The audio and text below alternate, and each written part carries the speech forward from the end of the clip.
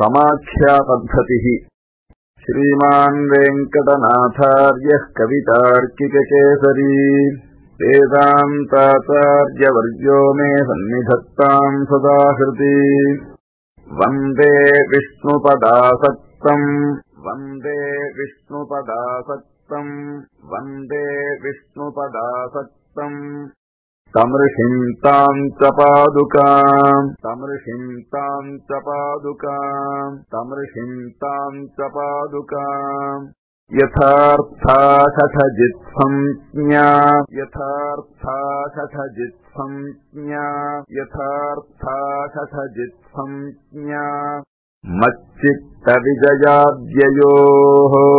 मच्चित्तविजयाद्ययोः मच्चित्तविजयाद्ययोः द्रमिदोपनिषत् द्रमिदोपनिषत् द्रमिदोपनिषत् निवेशशून्यान् निवेशशून्यान् निवेशशून्यान् अपि लक्ष्मीरमणाय अपि लक्ष्मीरमणाय अपि लक्ष्मीरमणाय रोषयिष्यन् रोषयिष्यन् रोषयिष्यन् ध्रुवमाविशति स्म ध्रुवमाविशति स्म ध्रुवमाविशति स्म पादुकात्मा पादुकात्मा पादुकात्मा शठकोपस्वयमेव शठकोपस्वयमेव शठकोपस्वयमेव माननीयः माननीयः माननीयः नियतं मणिपादुके नियतं मणिपादुके नियतं मणिपादुके दधानः दधानः दधानः समुनिस्ते समुनिस्ते समुनिस्ते शठकोपयित्यभिख्याम् शठकोपयित्यभिख्याम् शठकोपयित्यभिख्याम् त्वदुपाश्रित त्वदुपाश्रित त्वदुपाश्रित पादजातवंश पादजातवंश पादजातवंश प्रतिपत्ति परम् प्रतिपत्ति परम् प्रतिपत्ति परम् आततानरूपम् आततानरूपम् आततानरूपम् मुनिना मणिपादुके मुनिना मणिपादुके मुनिना मणिपादुके त्वया च त्वया च त्वया च प्रथिताभ्याम् प्रथिताभ्याम् प्रथिताभ्याम् शठकोपसंज्ञयैव शठकोपसंज्ञयैव शठकोपसंज्ञयैव द्वितयम् द्वितयम् द्वितयम् सकलोपजीव्यमासीत् सकलोपजीव्यमासीत् सकलोपजीव्यमासीत्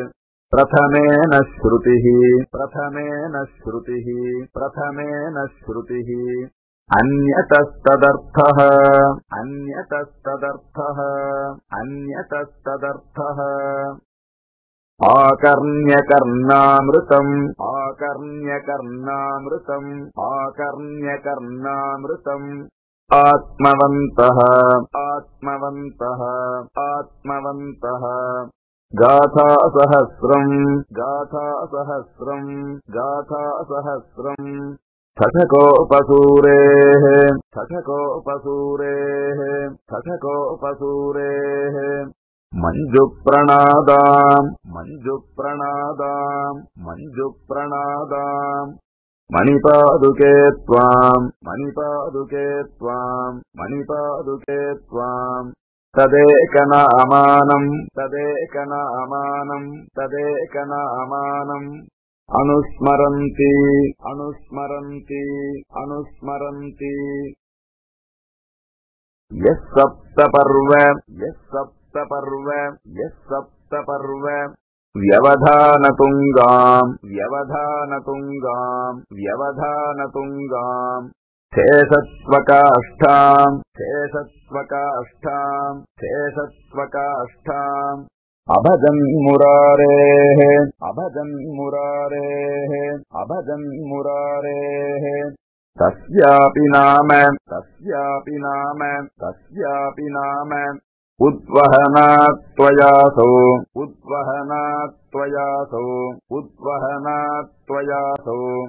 लघूकृतो भूत्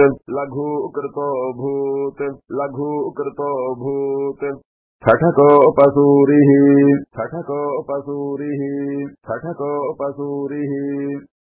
शय्यात्मना मधुरिपोः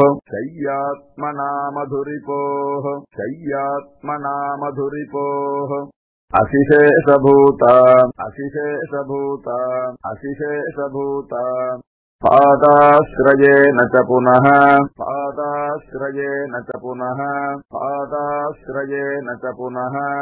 द्विगुणीकृतं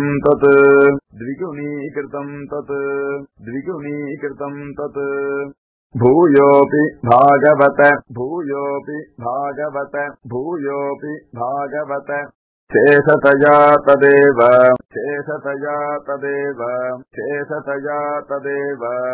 व्यङ्क्तुं पदावनि शठारिपदं बिभर्षि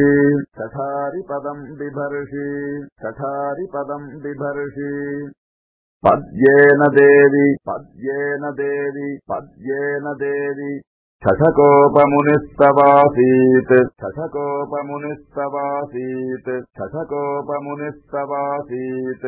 तस्यापि नामवहनात्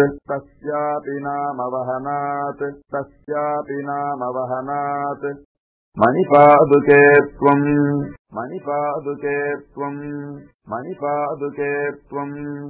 तेषी बभूव युवयोरपि शेषसायी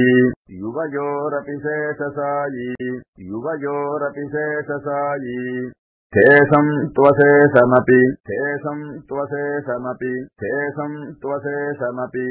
शेषपदे स्थितं वः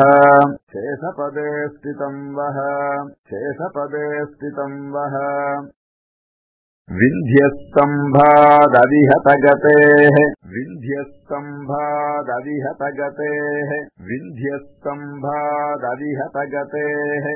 विश्वगातान्तसिन्धोः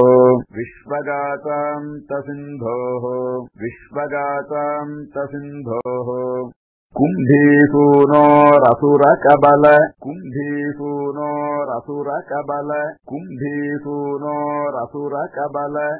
ग्रासिनस्वैरभाषा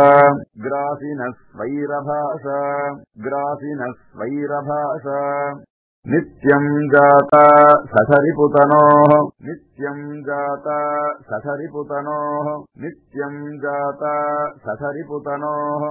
निष्पतन्ति मुखात्ते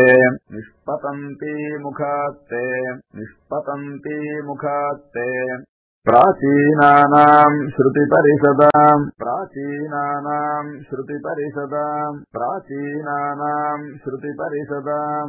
पादुके पूर्वगण्या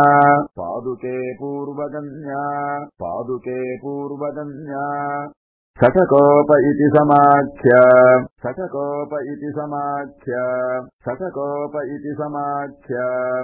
तवरङ्गधुरीन पादुके युक्ता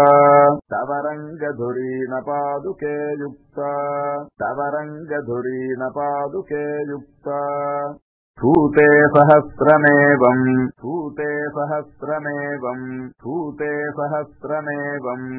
सूक्ति स्वयमेव जन्मया भवति